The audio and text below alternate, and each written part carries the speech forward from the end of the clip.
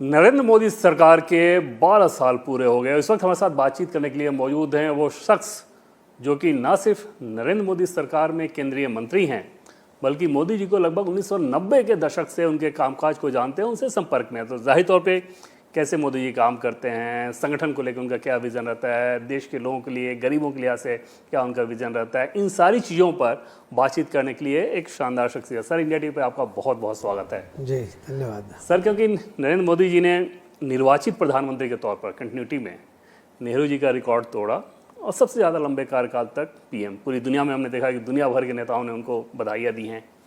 वो कौन सी खास चीज़ आप देखते हैं जो कि नरेंद्र मोदी को एक राजनीतिक शख्सियत के तौर पर बाकियों से अलग करती है? माननीय प्रधानमंत्री श्री नरेंद्र मोदी साहब और ज़मीन से जुड़े हुए व्यक्ति हैं। संगठन में उन्होंने बहुत सालों तक काम किया है और उसके कारण लोगों की समस्या और उसका निराकरण, ये दोनों बातें अच्छी तरह जानते हैं और उसके ऊपर काम भी करते हैं।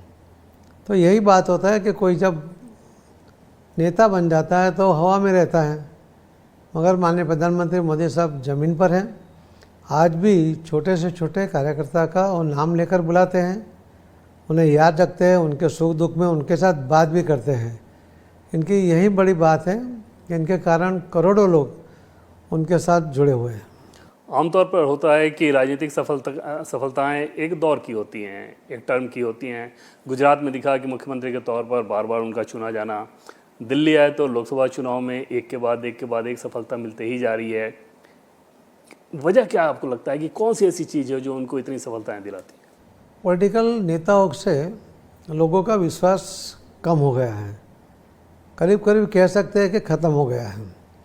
मगर एक ऐसे नेता हैं कि जिनके पास लोगों की अपेक्षा है, लोगों का विश्वास है, और यही बात उनकी जो विश्वसनीयता है देश को आगे ले जाएंगे, ये भी सभी लोगों में एक विश्वास का एक वातावरण बनाता है।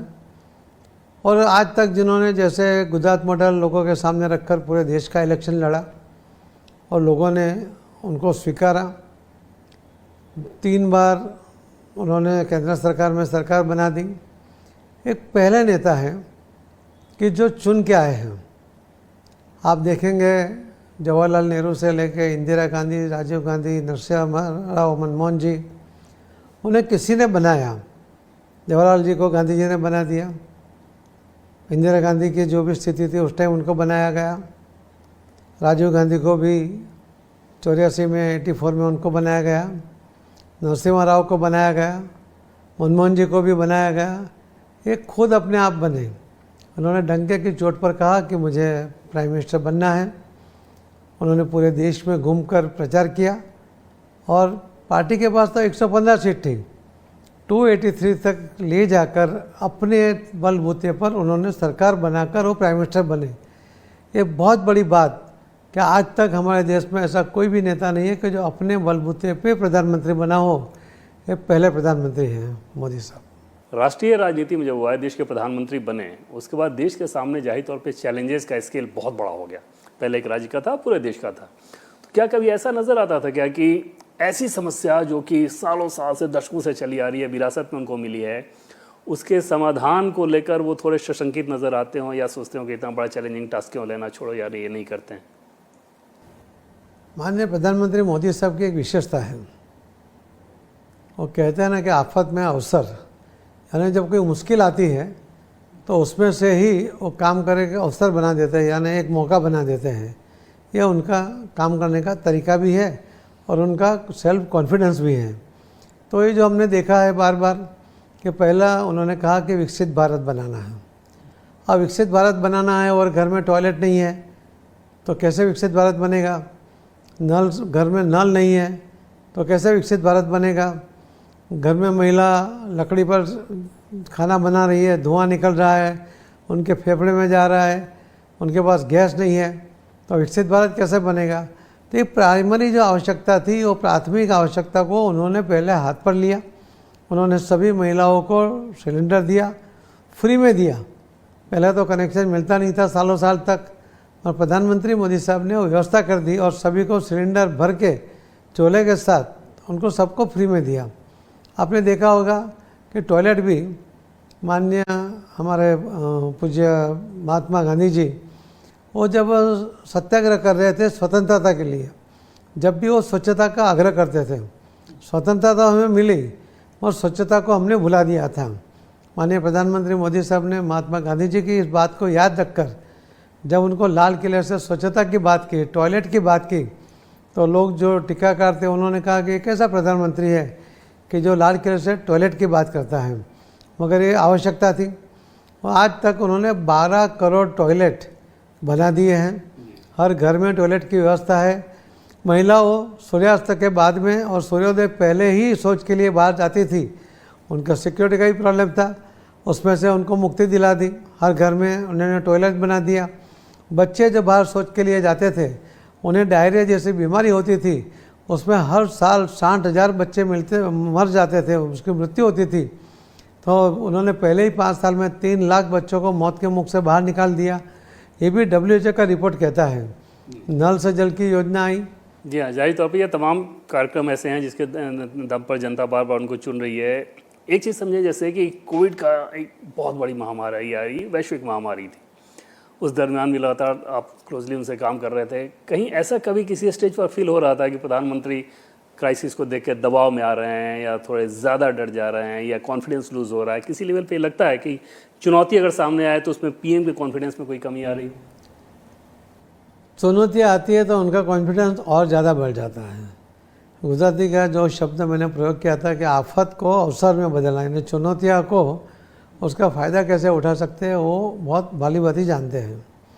हमारे यहाँ गुजरात में जब प्लेग आया था सूरत में, और उन्होंने काम किया, सबके मन में से डर निकला, जब तो मुख्यमंत्री भी नहीं थे। फिर जब वहाँ पे बाढ़ आई सूरत में 2007 में, जब वो मुख्यमंत्री थे, बाढ़ के अंदर भी पूरे शहर में 20 फुट पानी था और सबके घरों में बहुत कीचड़ घुस गया था। ऐसा लगता था कि उसको कैसे निकालेंगे। उन्होंने चैलेंज दिया था कि मैं 3 दिन में पूरा शहर साफ कर दूंगा। उन्होंने पूरे स्टेट के ग्राम पंचायत से लेकर जिसके भी पास ट्रैक्टर से JCB से लेकर जो भी साधन थे, वो सबको, अधिकारियों को, कर्मचारियों को बुलाया और पूरे 3 दिन में पूरा शहर स्वच्छ कर दिया था। आपको मालूम होगा मोरबी का दुर्घटना घटी, सबसे पहले पहुंचने वाले माननीय प्रधानमंत्री मोदी साहब थे, जब वो संगठन के महामंत्री थे। उसके बाद जब अर्थक्वेक आया और 10,000 बच्चे वो कच्छ में मर गए, बाकी भी बहुत से लोग मरे, वहाँ भी सबसे पहले वहाँ पहुँचे और बाइक पर वहाँ घूम रहे थे। प्रचारक जो वहाँ के जो थे संघ के, उनके साथ बैठकर वो पूरे इसमें घूमे और उन्होंने बहुत अच्छा काम वहाँ पर भी जो किया। तो यही बताया आपको, कोरोना तो आपके सामने है। कोरोना के समय में पूरी दुनिया में जो हाहाकार हुआ था, लगता था कि क्या होगा। और जब भी मोदी साहब कह रहे थे कि मेरे देश का एक भी व्यक्ति भूखा नहीं सोना चाहिए, ये अपने आप में उसका कॉन्फिडेंस और लोगों का प्रतिकार लगाव वो उसके अंदर आपको दिखता है कि एक भी आदमी भूखा नहीं सोना चाहिए। इतनी अगर कोई व्यवस्था कर सकता है तो प्रधानमंत्री मोदी जी कर सकते हैं। उनके कार्यकाल में देश ने और दुनिया ने ऐसी चीज़ों को देखा जिसके बारे में सोचा भी नहीं जा सकता था। उदाहरण के तौर पे जैसे देखें कि कश्मीर से पत्थरबाजी घटना खत्म हो जाएगी, धारा 370 हट जाएगा, ये शायद सपने में भी किसी को अंदाज़ा नहीं था। भले ही बीजेपी भी इस बात को कहते रहती थी।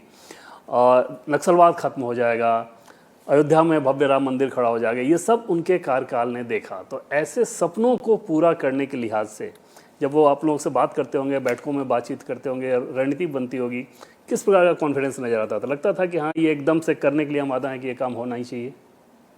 देखो, वो उनके लिए हम कह सकते हैं कि वो दूरंदेशी का वो देखते हैं, यानी बहुत दूर का देखते हैं। हम अभी कोई प्रोजेक्ट के बारे में बात करते हैं तो हमें लगता है कि हमने बहुत अच्छा करके उनके सामने रखा है। फिर उनके सजेशन शुरू होते हैं तो हमें लगता है कि हमने तो कुछ किया ही नहीं है।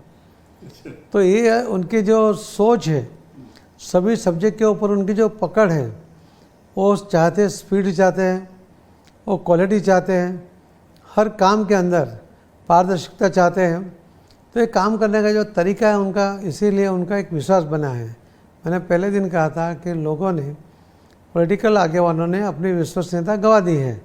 एक मात्र ऐसा नेता है कि जिसकी विश्वसनीयता है कि ये बंदा अच्छा काम करेगा, क्वालिटी का करेगा, स्पीड में करेगा और पारदर्शिता से करेगा।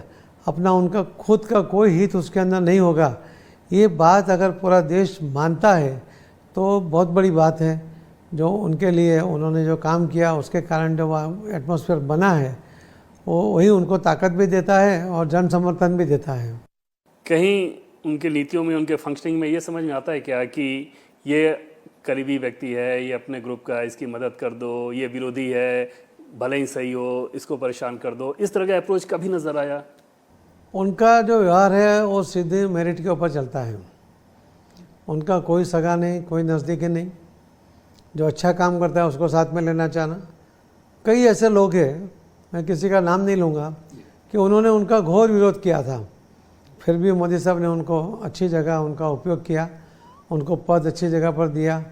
तो ये नरेंद्र मोदी साहब ही कर सकते हैं। अगर दूसरा आदमी होता तो वो मन में एक गांठ बांध लेता कि नहीं, इसने तो मेरे विरोध में ऐसा किया था, या गलत कर रहे थे, या मेरा विरोध कर रहे थे, उनको तो मैं ठिकाने लगा दूंगा। उनके बजाय अगर वो ताकतवर है तो उसका उपयोग देश के हित में कैसा हो, उसके लिए ही माननीय मोदी साहब सोचते हैं।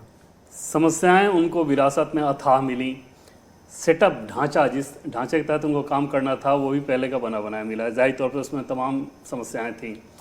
इन सारी चीज़ों को लेकर जब वो हैंडल करते हैं तो कोई खींच, कोई फ्रस्ट्रेशन, ऐसे अवसर आते हैं कि बहुत सकारात्मक में सुधार करने की दिशा में काम कर रहे होते हैं। देखो, मैंने आपको कहा ना, अगर समस्या तो समस्या का निराकरण करना यही तो मोदी साहब का काम है।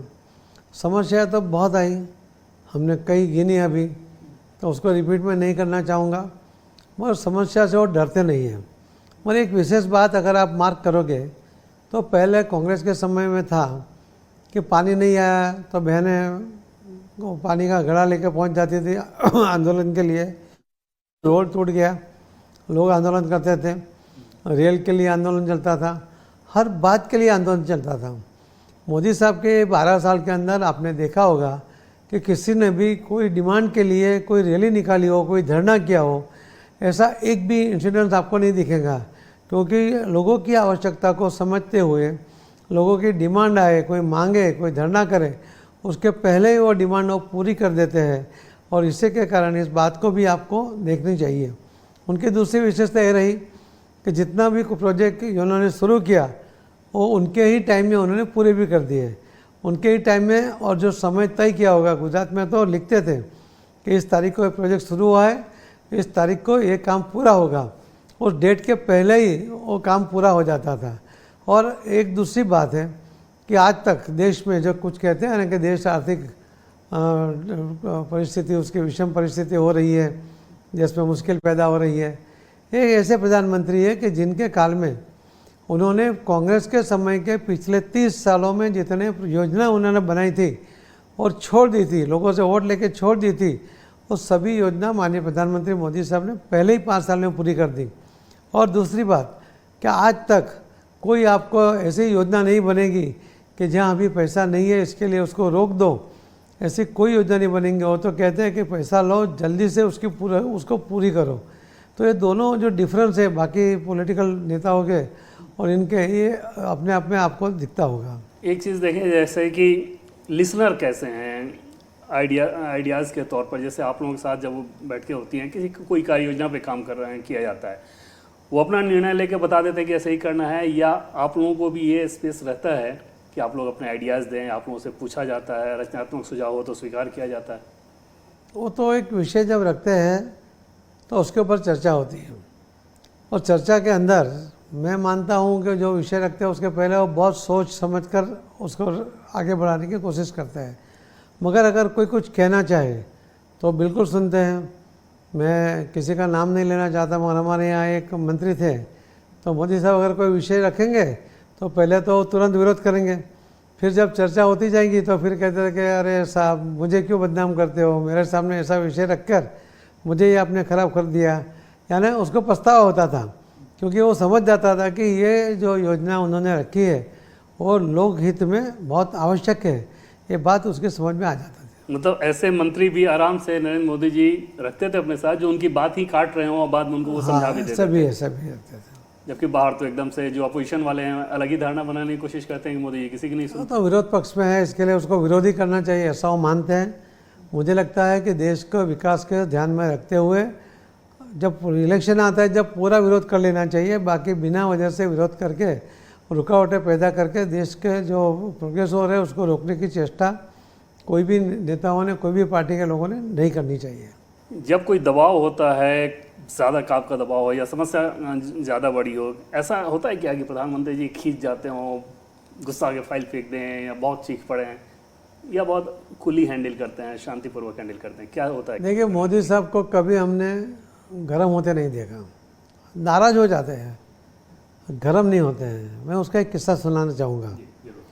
जब उन्होंने 2014 का इलेक्शन लड़ा और काउंटिंग में करीब 10-15 दिन बीच में थे, उस टाइम उन्होंने गुजरात के सभी जो IAS अधिकारी थे उनको स्पाउस के साथ, सेक्रेटरी कक्षा के, उनको स्पाउस के साथ बुलाया था, MPO को भी बुलाया था स्पाउस के साथ। तो वहाँ उन्होंने कहा था कि मैं तो अभी दिल्ली जा रहा हूँ। उनका कॉन्फिडेंस देखिए, वो मुख्यमंत्री थे, अभी इलेक्शन का रिजल्ट नहीं आया था, पहली बार वो लोकसभा लड़ रहे थे, तो भी उन्होंने कह दिया था कि देखो मैं अभी दिल्ली जा रहा हूँ। और मेरे बारे में कई लोगों ने कोई ना कोई गैर समझे चलती रहती है, बातें चलती रहती है। तो मैं क्लियर करना चाहता हूँ कि मैंने कभी कोई अधिकारी को ऊपर कभी गुस्सा नहीं किया, मैंने कभी कोई अधिकारी को गेट आउट नहीं किया, मैंने कभी कोई फाइल नहीं फेंकी। हाँ, मैं आदमी हूँ, मुझे गुस्सा भी आता है, मगर मैं वो प्रकट नहीं करता, मैं वो फाइल साइड में रख देता हूँ, गुस्से को पी जाता हूँ। तो मैं आज इसके लिए कहता हूँ कि यहाँ बैठी हुई कई महिला, उनको लगता होगा कि हमारे पति के साथ भी ऐसा व्यवहार हुआ होगा और वो बता नहीं रहा होगा। मैं ही आज बता देता हूँ कि मैंने कभी भी किसी के अधिकारी के साथ ऐसा बर्ताव नहीं किया। तो जो गैर समझ होती है, लोग जो फैलाते हैं, और हकीकत क्या है ये आपको इस उदाहरण से पता चलेगा। जो गुजरात में 2014 में उनके कॉन्फिडेंस लेवल भी और उनके बिहेवियर के बारे में भी आपको पता चलेगा। दिल्ली में भी वही पैटर्न जारी है, यहाँ भी अधिकारियों के साथ उसी तरीके से काम करते हैं। मैंने दिल्ली में भी मतलब उल्टो ज़्यादा उनको शांत बनते हुए देखा है। बिल्कुल उनके चेहरे पे जो रौनक है, उनके चेहरे पर जो शांति है, और कभी भी कोई ऐसी बात किसी के साथ ऐसा बिहेवियर नहीं करते कि जिसके कारण सामने वाले को दुख हो। 2014 के बाद, इलेक्शन के बाद, काउंटिंग से पहले आपने उनका कॉन्फिडेंस बताया। 2019 के लोकसभा चुनाव के बाद और काउंटिंग से पहले, या 2024 के लोकसभा चुनाव के बाद और काउंटिंग से पहले, उस समय का कॉन्फिडेंस कैसा नजर आता था? एकदम निश्चिंत रहते थे कि जीत रही है पार्टी? एकदम निश्चिंत रहते थे। 19 में भी उनको विश्वास था कि सीटें बढ़ेगी, 24 में भी विश्वास था, मगर थोड़ी सीटें कम भी आई, फिर भी उनका कॉन्फिडेंस लेवल तो पूरा ही था। जो लोग उनके साथ, आप जैसे लोग जो काम करते हैं, चाहे संगठन में हो या सरकार में हो, उन लोगों पर सिर्फ काम के लिहाज से वो ध्यान रखते हैं, इंटरेक्शन रखते हैं, या ये भी ध्यान रखते हैं कि अगर व्यक्तिगत तौर पे कोई सलाह देनी है, कैसे अपने आप को आपको इम्प्रूव करना है, व्यवहार में, आचरण में, वाणी में या जीवन शैली में, इन सारी चीज़ों को लेकर भी उनकी नज़र रहती है? दोस्तों की बात तो मुझे पता नहीं, मगर मुझे अगर उनको लगता है कि मैंने कुछ ठीक नहीं किया है, मुझे ठीक करना चाहिए, तो ज़रूर मुझे बोलते हैं, मगर डांटते नहीं है, बोलते हैं कि देखो ये ऐसा नहीं होना चाहिए, इस तरह से होना चाहिए। तो वो तो उनका अधिकार भी है और डांटने का भी उनको अधिकार है, और सलाह तो वो दे ही सकते हैं, हमारे प्रधानमंत्री हैं। आप लोगों की सेहत कैसी रहे, कितने घंटे काम कर रहे हैं, क्या रूटीन है, इन सारी चीज़ों पर भी गाय बगाए कुछ चर्चा हो सेहत जाती की है? चिंता करते हैं, काम के घंटों की चिंता नहीं करते। काम तो करना ही पड़ेगा, ज़्यादा भी करना पड़ेगा, इसके लिए सेहत अच्छी रहनी चाहिए, तो सेहत की चिंता जरूर करते हैं, सबकी करते हैं। क्योंकि सर आप भारत सरकार में मंत्री हैं, तो क्या कभी पीएम के तरफ से इस तरह का डायरेक्ट या इनडायरेक्ट मैसेज रहता है कि ये बीजेपी रूल्ड स्टेट है तो यहाँ पर ज़्यादा ध्यान देना है, ये अपोजिशन वाला रूल्ड स्टेट है तो यहाँ पर कम ध्यान देना है? देखो, वो एक प्रधानमंत्री हैं, जब वो पार्टी के कार्यकर्ता नहीं हैं, और प्रधानमंत्री के तौर पर उन्हें पूरे देश के सभी लोगों को उसका अधिकार प्राप्त हो, उसके लिए काम वो करते रहे हैं। संगठन को लेकर अगर बात करें, तो क्योंकि आपने भी जब गुजरात प्रदेश अध्यक्ष रहते हुए चमत्कारिक सफलता दिलाई थी, संगठन को लेकर पीएम का इनपुट्स, उनकी नज़र, उनका डिमांड, उनका टास्क, वो किस प्रकार का रहता? देखो, संगठन में टेक्नोलॉजी का उपयोग उन्होंने किया। संगठन में जो प्लानिंग होता है, दो प्रकार के प्लानिंग, एक जीतने के लिए होता है और एक सामने वाले को हराने के लिए होता है।